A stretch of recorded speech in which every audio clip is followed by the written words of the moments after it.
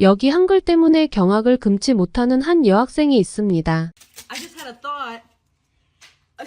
So I took Korean in college, but then I was thinking, how does Korean Sign Language work, right? Because how do you do the letters? I looked the shit up. It's crazy. Okay.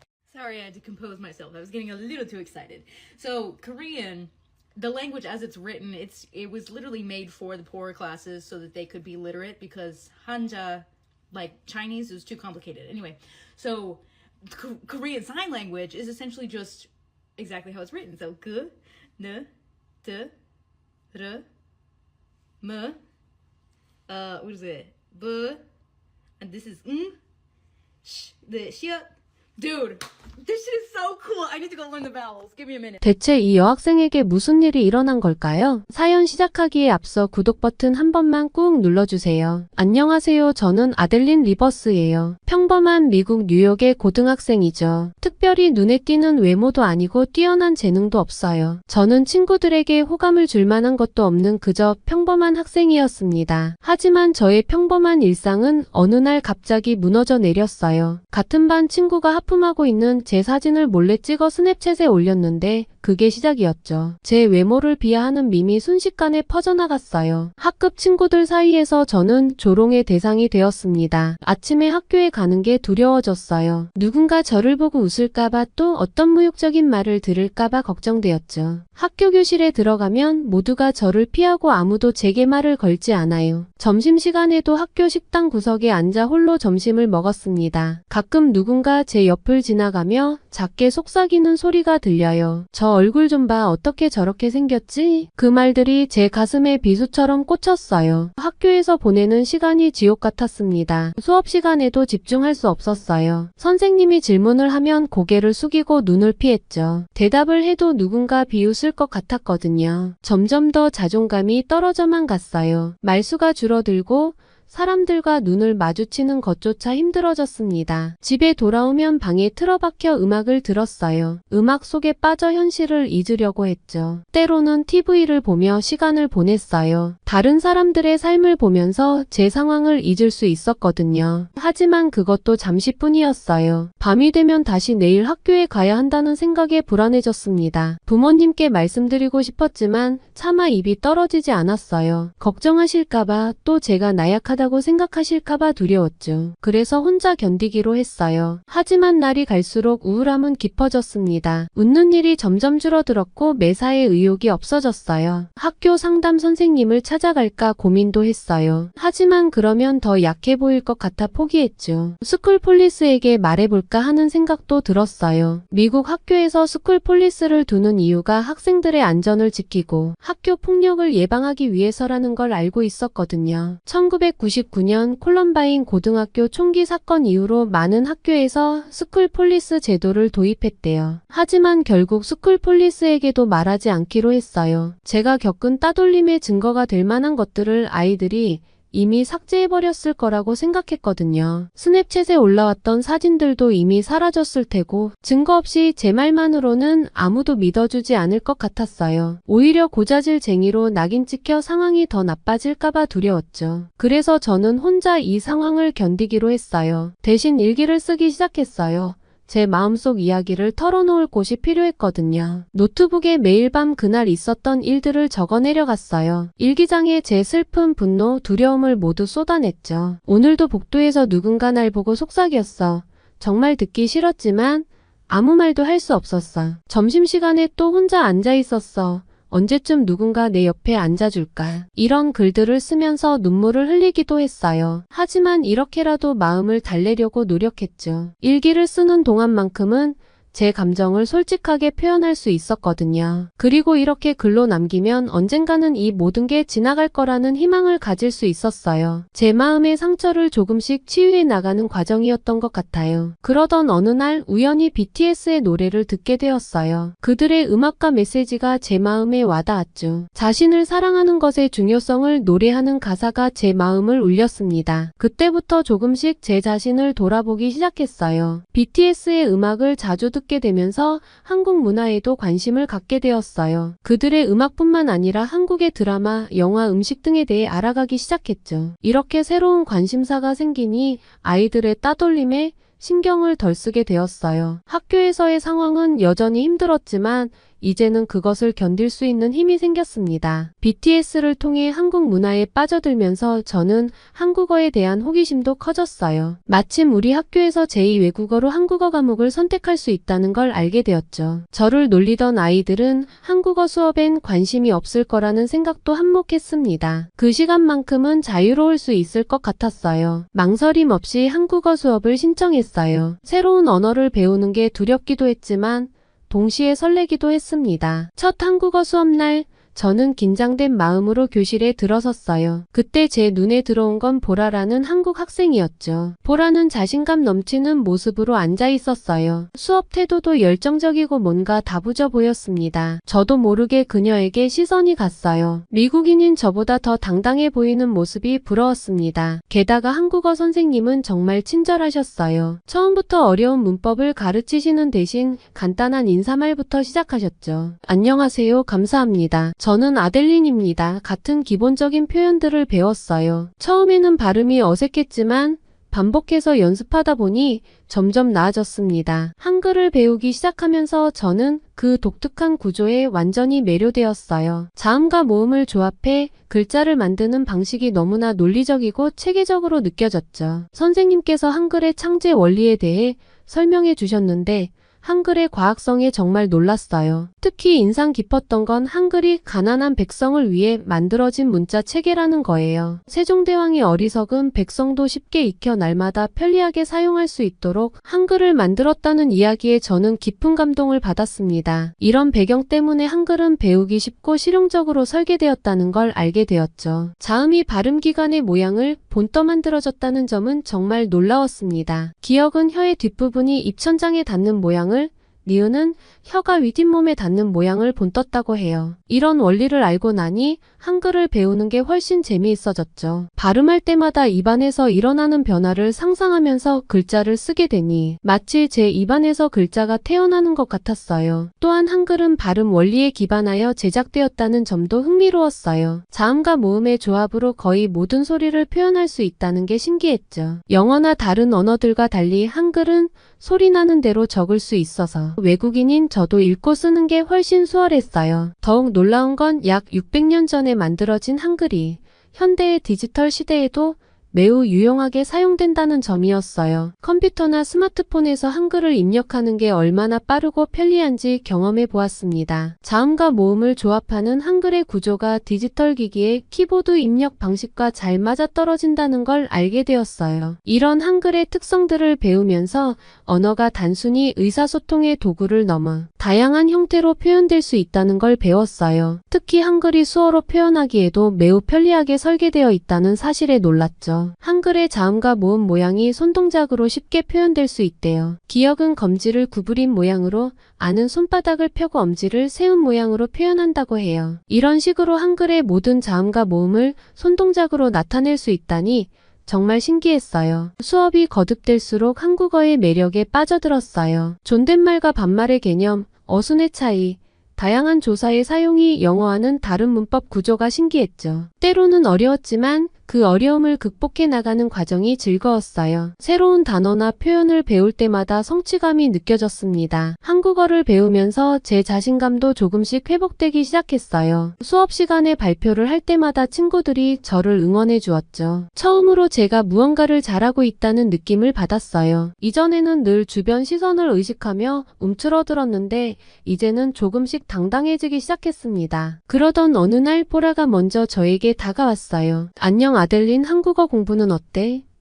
라고 물어보더라고요. 처음에는 놀라서 대답을 못했어요. 하지만 보라의 따뜻한 미소에 용기를 내어 대화를 이어갔죠. BTS 이야기로 시작해서 한국 문화에 대한 이야기로 대화가 이어졌어요. 보라는 제가 한국 문화에 관심이 많다는 걸 알고 정말 기뻐했습니다. 그날 이후로 보라와 저는 점점 가까워졌어요. 쉬는 시간마다 만나 이야기를 나누고 때로는 함께 한국어 공부를 했죠. 보라는 제게 한국의 다양한 측면을 소개해 주었어요. 한국의 음식, 패션, 예절 등 한국 문화부터 한국의 역사와 전통까지 여러 이야기를 들려주었습니다. 특히 기억에 남는 건 보라네 집에 초대받아 갔을 때였어요. 보라의 엄마가 우리를 위해 특별히 떡볶이를 준비해 주셨어요. 빨간 고추장 양념에 매운 떡볶이와 함께 제가 매운 음식을 잘 못 먹을 수 있다고 간장 베이스의 떡볶이도 따로 만들어주셨죠. 그 세심한 배려에 정말 감동했어요. 아델린, 이건 우리나라 대표 간식이야. 한번 먹어봐. 보라가 말했어요. 조심스럽게 한 입 먹어보니 쫄깃한 떡의 식감과 달콤하고 짭짤한 맛이 어우러져 정말 맛있었어요. 용기를 내어 매운맛에도 도전했죠. 저도 모르게 침샘이 마구 폭발하는 것 같았어요. 맵긴 한데 뭔가 스트레스가 막 날아가는 그런 맛이었답니다. 매운 걸 잘 못 먹는데도 자꾸 손이 가더라고요. 와, 이거 정말 맛있어요.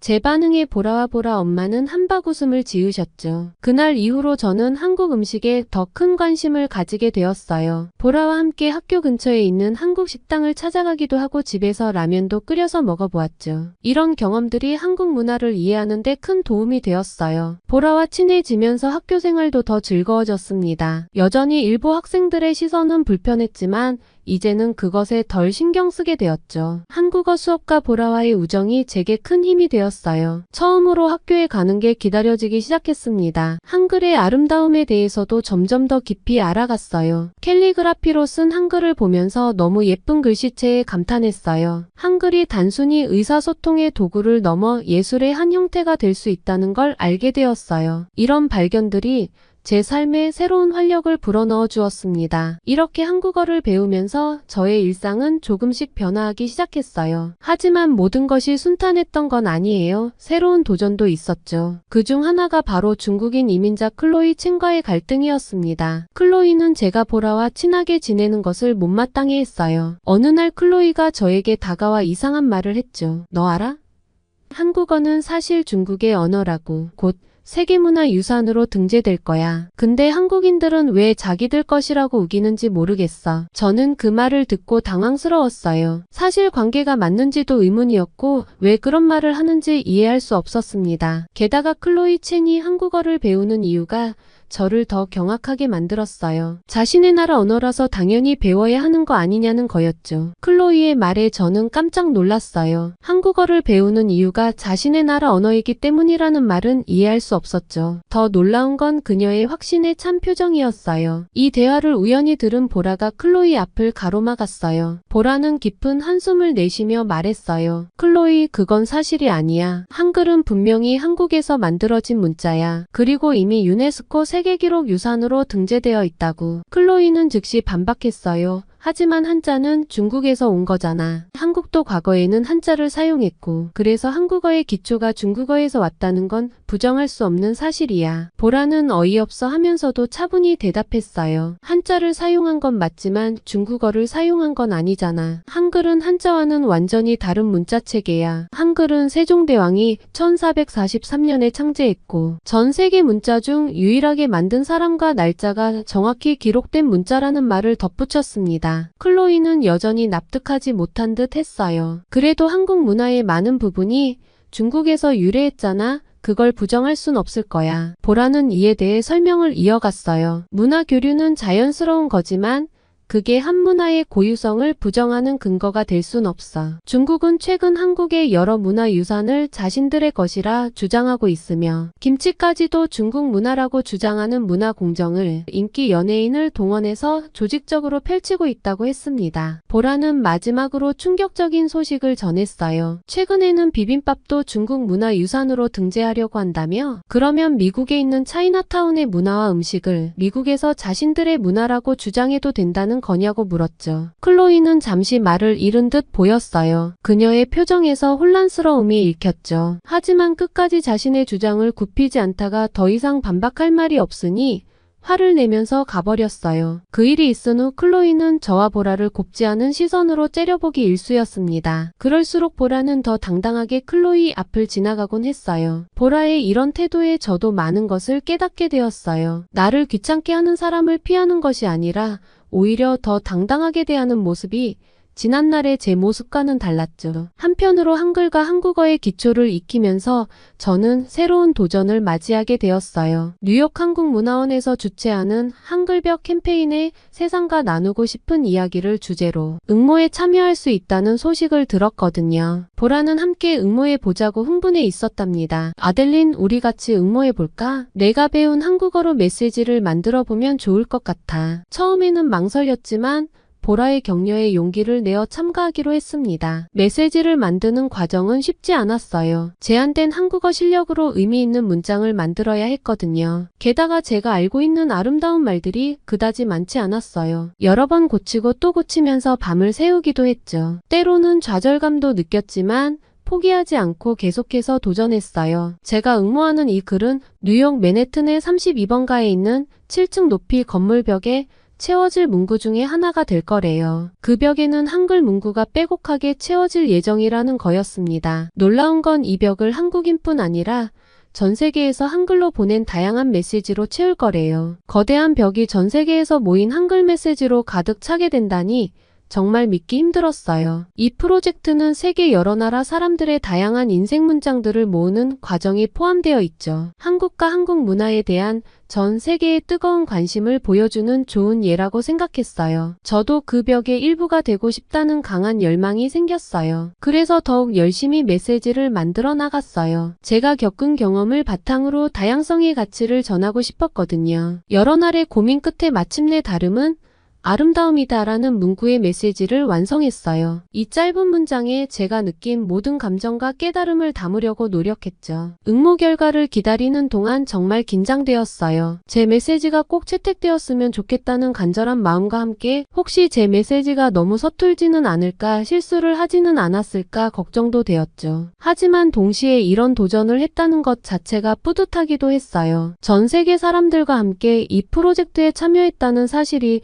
저에게 큰 의미로 다가왔어요. 제 메시지가 선정되지 않더라도 이런 경험을 할 수 있었다는 것만으로도 감사하다고 생각했죠. 그리고 이 과정에서 제 한국어 실력도 많이 늘었다는 걸 느낄 수 있었어요. 그렇게 초조하게 기다리던 몇 주 후에 놀랍게도 제 메시지가 당선되었다는 소식을 들었습니다. 처음에는 제 눈을 의심했어요. 정말 믿기지 않았거든요. 제 이름을 확인하고 또 확인했죠. 제 메시지가 그 거대한 벽의 한 부분을 차지하게 된다고 생각하니 가슴이 뛰었어요. 당선 소식을 들은 후 보라와 함께 전시된 건물을 방문했어요. 맨해튼의 번화가에 위치한 거대한 빌딩 앞에 도착했을 때 저는 놀라움을 감출 수 없었습니다. 수많은 사람들이 모여 웅성거리며 건물 벽면을 올려다보고 있었어요. 그들의 표정에는 경이로움과 호기심이 가득했죠. 와, 저게 다 한글이야?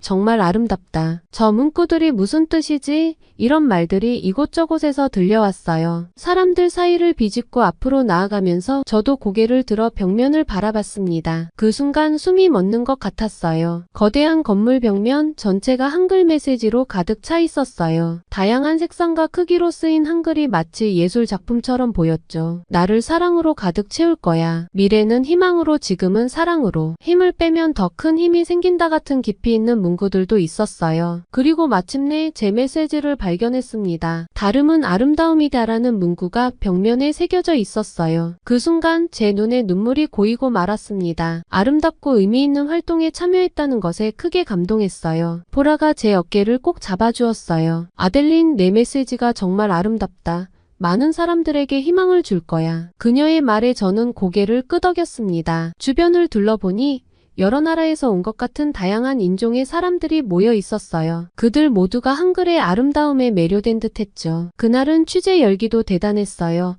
여러 방송국의 카메라와 마이크가 이곳저곳에서 보였고 기자들은 바쁘게 인터뷰를 진행하고 있었습니다. 그중 한 기자가 우리에게 다가왔어요. 혹시 이 캠페인에 참여하신 분이신가요? 처음에는 카메라 앞에 서는 게 무서워서 인터뷰를 거절하려고 했어요. 하지만 보라가 저를 격려해 주었죠. 아델린, 너의 이야기가 다른 사람들에게 힘이 될 수 있어. 용기를 내봐. 보라의 말에 용기를 내어 인터뷰에 응했습니다. 인터뷰에서 저는 한국어를 배우게 된 계기와 한글의 아름다움에 대한 제 생각, 그리고 이번 캠페인에 참여하면서 느낀 점들을 이야기했어요. 처음에는 떨렸지만 말을 이어갈수록 자신감이 생겼죠. 제 경험이 누군가에게 도움이 될 수 있다는 생각에 진심을 다해 이야기했습니다. 이 인터뷰는 뉴스에도 보도되었어요. 제 이야기가 방송을 탔다는 게 믿기지 않았죠. 부모님도 방송을 보시고 깜짝 놀라셨어요. 심지어 제가 한국어를 배우고 있었던 것도 몰랐다면서 미안해하셨죠. 하지만 그보다 더 놀라운 일이 벌어졌어요. 학교에서 친구들이 저에게 다가오기 시작한 거예요. 아델린, TV에서 봤어. 정말 대단해. 한국어 너무 멋지더라. 이런 말들을 들으면서 저는 조금씩 자신감을 얻기 시작했습니다. 인터뷰 방송 이후 제 학교 생활은 크게 변화했어요. 전에는 저를 무시하거나 놀리던 친구들이 이제는 관심을 가지고 다가오기 시작했죠. 처음에는 이 변화가 어색하고 불편하기도 했어요. 과연 이 관심이 진심일까 하는 의구심도 들었습니다. 하지만 시간이 지나면서 점차 마음을 열기 시작했어요. 몇몇 친구들은 진심으로 사과를 했고 저의 이야기에 귀 기울여 주었죠. 아델린, 우리가 너에게 한 행동들 정말 미안해. 내가 얼마나 힘들었을지 이제야 알겠어. 이런 말을 들을 때마다 가슴 한켠이 뭉클해졌어요. 반 친구들의 한국어와 한국 문화에 대한 관심도 커졌어요. 친구들이 저에게 한국어를 가르쳐 달라고 요청하기도 했죠. 아델린, 안녕하세요는 어떻게 말해? 한국 음식 중에 뭐가 제일 맛있어? 이런 질문들을 받으면서 저는 작은 문화대사가 된 것 같은 기분이 들었습니다. 학교 한국어 수업의 분위기도 바뀌었어요. 더 많은 학생들이 수업에 관심을 보이기 시작했고 수업 참여도도 높아졌죠. 선생님께서는 제게 수업 도우미 역할을 제안하셨어요. 처음에는 부담스러웠지만 이 역할을 통해 더 깊이 한국어를 공부할 수 있었습니다. 보라와의 우정은 더욱 깊어졌어요. 우리는 서로의 문화에 대해 배우며 성장했죠. 보라는 저에게 더 많은 한국 문화를 소개해 주었고 저는 보라에게 미국 문화의 다양성을 설명해 주었어요. 이 과정에서 우리는 문화의 차이를 존중하는 법을 배웠습니다. 학업 성적도 향상되기 시작했어요. 한국어를 배우면서 익힌 학습 방법과 집중력이 다른 과목에도 적용되었죠. 특히 언어 과목에서의 변화가 컸어요. 영어 선생님께서는 아델린, 내 글쓰기 실력이 많이 좋아졌어. 다른 언어를 배우는 게 도움이 된 것 같다고 말씀하셨습니다. 이런 변화들을 겪으면서 저는 제 자신에 대해 잘 알게 되었어요. 전에는 제 모습을 부끄러워했지만 이제는 제 자신에 있는 모습 그대로를 사랑하게 되었죠. 한국 문화에 대한 관심은 저의 미래 계획에도 영향을 미쳤어요. 대학에서 동아시아학을 전공하고 싶다는 꿈이 생겼죠. 그리고 한국에 직접 가서 보라에게 들었던 한국 문화를 직접 체험하고 싶습니다. 부모님도 한국 방문을 긍정적으로 생각하고 계세요. 한국에 방문하면 후기를 다시 글로 남겨드릴게요. 긴 이야기 들어주셔서 감사합니다.